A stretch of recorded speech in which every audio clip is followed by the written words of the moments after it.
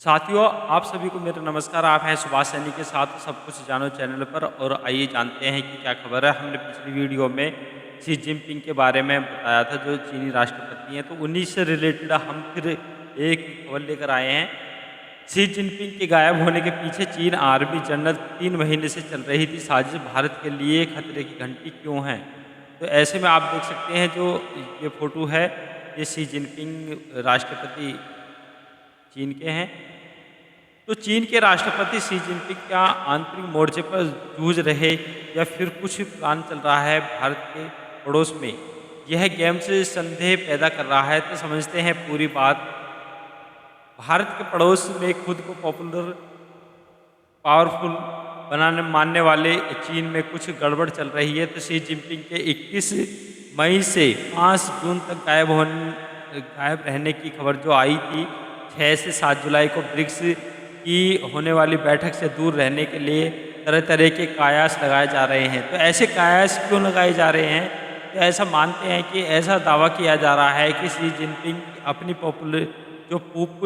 People's liberation army है PLA जनरलों के विरोध करने का सामना करना पड़ रहा है। तो इन सबके पीछे एक छोटा सा देश है ताइवान, जो चीन के बगल में ही ताइवान कंट्री है। तो चीन की आंखों से वर्षों से गड़बड़ चल रही जिनपिंग के बारे में माना जाता है कि उन्हीं को लेकर जो उन्होंने अपनी आर्मी को 2027 तक ताइवान पर हमले करने की कोशिश की थी या आदेश दिया है। तो इससे एक विनाशकारी सैन्य संघर्ष का खतरा बढ़ रहा है। तो ऐसे में भारत अमेरिका के लिए खतरे की घंटी क्यों है? तो जो हिंद महासागर प्रशांत क्षेत्र के लिए काम चल रहा है, यह भी समझते हैं कि क्या जिनपिंग गायब होने के पीछे क्यों उनके एक आर्मी जनरल्स जो आए समझते हैं कि पूरी बात न्यूयॉर्क टाइम्स के अकॉर्डिंग छपे एक ओपिनियन के अनुसार शी जिनपिंग वर्षों से अपनी सेना के टॉप पर बैठी लीडरशिप पर तलवार चलाने लगे हुए हैं। तो ऐसे में जो संदेह पैदा हुआ है, वो अपने जनरल जो उनका जनरल है PLA का, सफलतापूर्वक युद्ध लड़ने के लिए भरोसे कर सकते हैं या नहीं।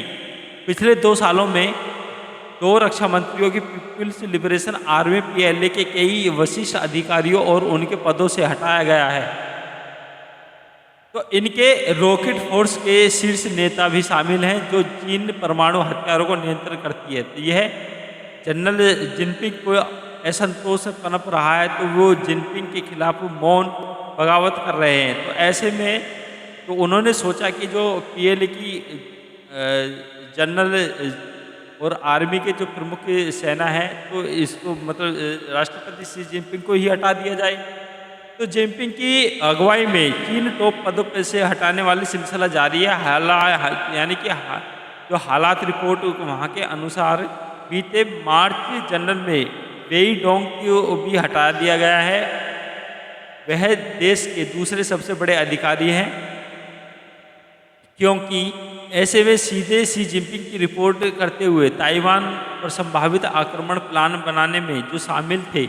इस घटना के बाद आर्मी जनरल में विरोध के सुर उठाने लगे हैं। तो यह निश्चित रूप से कहना असंभव है कि बर्खास्त भ्रष्टाचार से संबंधित या नहीं। PLA में भ्रष्टाचार एक गंभीर समस्या है। फिर वैचारिक मतभेदों के अन्य कारणों से संबंधित वहाँ की जो हालात हैं, हालांकि इस उथल पुथल में शी जिनपिंग के सैन्य कमांडरों की क्षमता में विश्वसनीयता के बारे में एक गंभीरता सवाल उठे हैं। तो ऐसे में पहले शी जिनपिंग के संकेत पर चीन के पूर्व विदेश मंत्री किंग गांग और पूर्व रक्षा मंत्री ली शाफुंगो उनके पदों से हटा दिया गया था। तो ताइवान जीतने शी जिनपिंग का बड़ा प्लान या बड़ा सपना उनका क्या है? कभी पुरानी हो चुकी पीपल्स लिबरेशन आर्मी अब दुनिया की सबसे बड़ी सशस्त्र सेना। यह हवाई नौसेना, मिसाइल शक्ति और अमेरिका को टक्कर देती है। तो चीन की सेना सालों से ताइवान पर आक्रमण या नाकाबंदी का अभ्यास कर रही। इसमें अप्रैल की शुरुआत में ही किए गए अभ्यास में भी शामिल है और ताइवान जलमंडलों में हजारों सैनिकों को ले जाने की चुनौतियों का भी जो समाधान कर रही है। तो ताइवान जीतना जिनपिंग का बड़ा सपना है, मगर जिनपिंग जो विरोधी जर्नल्स ही उनके मंसूबे को फेल कर रहे हैं। तो अब जिनपिंग के विरोधी सुर उठने लगे हैं, यानी कि जिनपिंग के विरोधी हो गए हैं वहीं की सेना। तो चीन ने 1979 के बाद कोई युद्ध नहीं लड़ा है। अमेरिका और रूस जनरलों के मुकाबले आज की पीढ़ी में चीनी अधिकारियों के पास युद्ध का कोई अनुभव ही नहीं। खुद शी जिनपिंग इस अफसोस जता चुके हैं कि इसके अलावा चीन की कम्युनिस्ट पार्टी भी अब जिनपिंग के मुकाबले कई बड़े नेताओं को आगे बढ़ा रही है। तो इनमें चीन के एक टेक्नोक्रेट वांग यांग और चीन के प्रधानमंत्री जो ली क्यांग हैं, ब्रिक्स देशों की बैठक में चीन की तरफ से हिस्सा लेंगे। तो ताइवान बना सकता है चीन के लिए नासूर, यानी कि जो ताइवान है वो चीन के लिए नासूर बन सकता है। तो डिफेंस एक्सपर्ट लेफ्टिनेंट कर्नल री जे.एस. सोडी के अनुसार रूस के राष्ट्रपति व्लादिमीर पुतिन द्वारा यूक्रेन पर विनाशकारी आक्रमण से दुनिया को दिखाया कि कोई सैन्य ताकत अकेले एक छोटे दुश्मन पर जीत सुनिश्चित नहीं कर सकती। इसी तरह ताइवान के साथ युद्ध जीतने हराने से चीन की अर्थव्यवस्था तबाह हो सकती है। चीन की अर्थव्यवस्था पहले से ही धीमी वृद्धि और भारी अमेरिकी व्यापार शुल्क का सामना कर रही है। तो ऐसे में एक सैन्य विफलता शी जिनपिंग की सत्ता पर पकड़ खतरे में डाल सकती है। तो अगर अमेरिका की बात करें तो अमेरिका ने एक्चुअली आज तक ऐसे खास युद्ध नहीं लड़े हैं जिससे कि अमेरिका की इकोनॉमी डाउन जाए। तो अमेरिका चाहता यह है कि एक दूसरी कंट्री को इधर उधर लड़ाता रहे और अपना व्यापार बढ़ाता रहे, जिससे कि अमेरिका की आर्थिक स्थिति बनी रहे और डेवलप हो। तो डिफेंस एक्सपर्ट लेफ्टिनेंट कर्नल री जे.एस. सोडी के मुताबिक चीन में जो कुछ हो रहा है वह भारत और अमेरिका के लिए बड़ी चिंता की बात है, क्योंकि चीन हिंद प्रशांत क्षेत्र में अपना दबदबा कायम करना चाहता है, जो भारत और अमेरिका के लिए ठीक नहीं है।